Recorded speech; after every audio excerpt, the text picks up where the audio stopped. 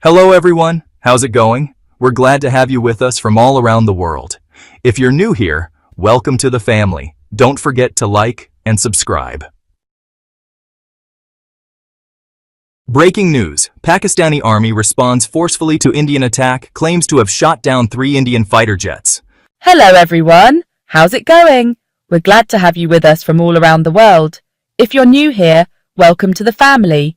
Don't forget to like and subscribe. Here are the first images of what the Indian army did.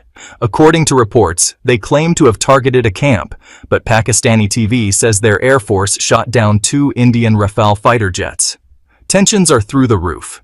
Could this be the start of a nuclear war between neighbors India and Pakistan? So, what exactly happened? In a major escalation between the two nuclear-armed nations, the Indian military launched air and missile strikes last night, hitting 9 sites inside Pakistani territory, including areas in Pakistani-administered Kashmir. India is calling it Operation Sandur and says the strikes were retaliation for an earlier attack in Indian Kashmir's Bahagam region, which killed 26 Hindu tourists. India blamed groups like Jaish-e-Mohammed and Lashkar-e-Taiba, claiming they received support from Pakistan. Pakistan, however, denied the presence of any terrorist infrastructure in the targeted areas and condemned the attack as an outright act of war. The Pakistani government stated that 26 civilians were killed and 46 others, many of them women and children, were injured. In response, the Pakistani armed forces announced they had downed 5 Indian fighter jets, including Rafales, Sukhoi 30s and MiG-29s, as well as a drone. Reuters reported that 3 Indian jets crashed in Jammu and Kashmir, although New Delhi has not confirmed this. The line of control in Kashmir saw heavy gunfire and shelling, resulting in dozens of civilian casualties on both sides. The situation caused major air travel disruptions. India shut down several airports and cancelled more than 50 flights, while Pakistan rerouted flights to Karachi and declared a state of emergency in Punjab. Schools in Indian Kashmir were also closed. The United Nations, the US, and China have all called for restraint, warning that continued escalation could lead to a full-scale war. Pakistan reaffirmed its readiness to defend its sovereignty, promising a firm and appropriate response to any aggression. Surprise development. Trump announces unexpected deal with the Houthis. In a surprising and controversial move, U.S. President Donald Trump announced today a preliminary agreement with Yemen's Houthi movement to immediately halt all American military operations in Yemen. The announcement came during a press conference where Trump said the U.S. would suspend all airstrikes on Yemeni territory and hinted at a major announcement ahead of his upcoming regional visit. Al Jazeera, citing informed sources, reported that the deal also includes opening direct communication channels between Washington and the Houthis to explore security coordination on regional issues, especially rising tensions with Israel. The announcement shocked Israeli political circles. Officials in Netanyahu's government expressed concern over the potential security risks, especially after recent missile strikes hit Ben Gurion airport and sensitive military sites. Houthi spokesperson Mohammed Abdul Salam described the deal as a victory for Yemeni diplomacy and the resilience of its people, adding that the pause in U.S. airstrikes could open the door to new regional agreements. Analysts say Trump's upcoming announcement could signal a major shift in U.S. policy toward the Israeli-Arab conflict, posing new challenges for Israel's leadership. Breaking: Yemen launches major strike on Red Sea and Tel Aviv. In an unprecedented escalation, Yemen's armed forces tonight announced a dual military operation targeting the U.S. aircraft carrier USS Harry S. Truman in the Red Sea and Israel's Ben Gurion airport in Tel Aviv. The move came in response to recent Israeli airstrikes on Sana'a International Airport. According to Yemeni military spokesman Brigadier General Yahya Sari, the aircraft carrier was hit with precision-guided cruise missiles, forcing it to withdraw from the area. Initial intelligence reports say the ship sustained serious damage, including several fighter jets on deck catching fire. Simultaneously, a long-range ballistic missile, named Palestine II, struck Ben Gurion Airport, causing massive explosions and significant damage to key facilities. Fires broke out in the cargo terminal, and Israeli Channel 12 reported panic and chaos at the airport, where all flight activity came to a standstill. Israeli Prime Minister Benjamin Netanyahu called an emergency cabinet meeting to discuss possible retaliation. Meanwhile, the Yemeni military warned of even more severe strikes if the attacks on Yemen continue, calling the operations a legitimate response to American and Israeli aggression. Massive fire hits Tel Aviv, reaches Israeli Defense Ministry. In what's being called one of the worst disasters in Tel Aviv's modern history, huge fires broke out across large parts of the city today, even reaching the Ministry of Defense.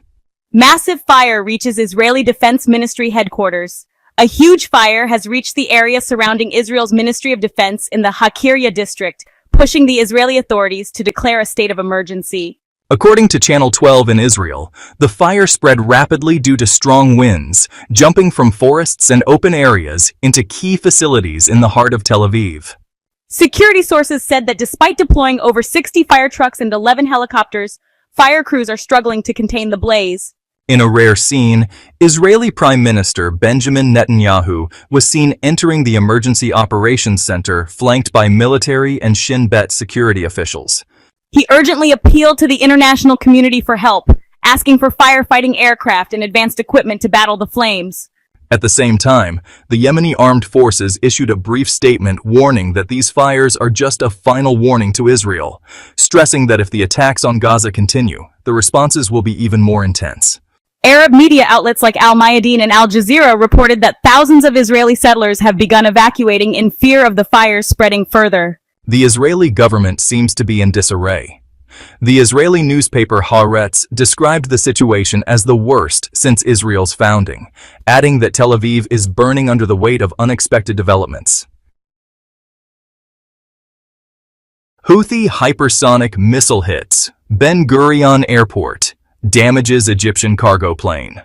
In a major and unprecedented development, media sources report that a hypersonic missile fired by Yemen's Houthi movement directly struck Ben Gurion International Airport in Tel Aviv. This caused chaos and triggered a full-scale security alert across Israel. According to leaks cited by Israel's Channel 12, the missile caused partial destruction around the runway and severely damaged a cargo plane believed to be Egyptian that was at the airport during the strike. The plane was reportedly carrying humanitarian and logistical supplies as part of a secret aid operation from Egypt to Israel. While Cairo has not released an official statement yet, sources close to President Abdel Fattah el-Sisi say he is holding closed-door consultations with his security advisors before commenting. Meanwhile, Netanyahu is under heavy pressure from Israel's military and intelligence leadership, especially since the missile bypassed Israel's multi-layered air defenses, including the Iron Dome, David's Sling, and Patriot systems. Israel has now declared a full emergency at the airport and nearby areas, while rescue teams deal with the resulting fires and explosions. Israeli media called the incident a major security failure, and analysts believe this could complicate diplomatic ties with Egypt in the days ahead. Yemeni missile breaks through Israeli defenses, hits Ben Gurion again. In another alarming development, Israeli media confirmed that a long-range ballistic missile fired by Yemen's armed forces hit the heart of Ben Gurion Airport. Channel 12 reported that the missile bypassed 4 layers of advanced defense systems and struck its target precisely. The missile's massive warhead triggered a series of huge explosions inside the airport. Videos showed thick smoke and widespread fires in the cargo terminal and several surrounding buildings. Panic spread among travelers as emergency sirens blared across Tel Aviv.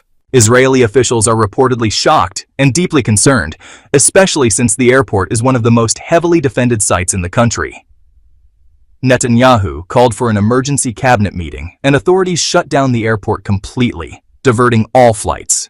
Sources close to the Houthis said the attack was a strategic response to ongoing Israeli aggression in Gaza, stating, "Tel Aviv after this will not be the same as before." Yemeni missile hits Ramat David Airbase. Both Arab and Israeli media reported that the Ramat David Airbase in northern Israel was hit by a long-range ballistic missile launched by Yemeni forces.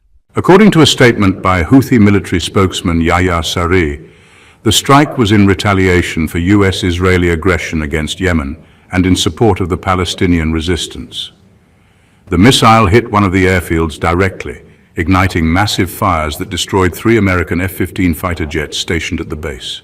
Explosions were heard across Tel Aviv, and emergency sirens went off in nearby settlements. Authorities have declared a high state of alert at all air bases in and around Tel Aviv. Analysts on Israel's channel Can 11 called it a strategic blow to both Israeli and American air power in the region, expressing shock over how accurately the strike was executed. Netanyahu held an emergency meeting with the military and security officials as thick smoke rose over the airbase and fire crews battled to stop the flames from spreading. Military analysts warn this could push Israel to request additional military support from the US, as Netanyahu's government faces an unprecedented political and military crisis. Thank you for watching the video. Let us know what you think in the comments, and don't forget to subscribe and turn on notifications. At S News, we're committed to bringing you traditional and balanced news. See you in the next video.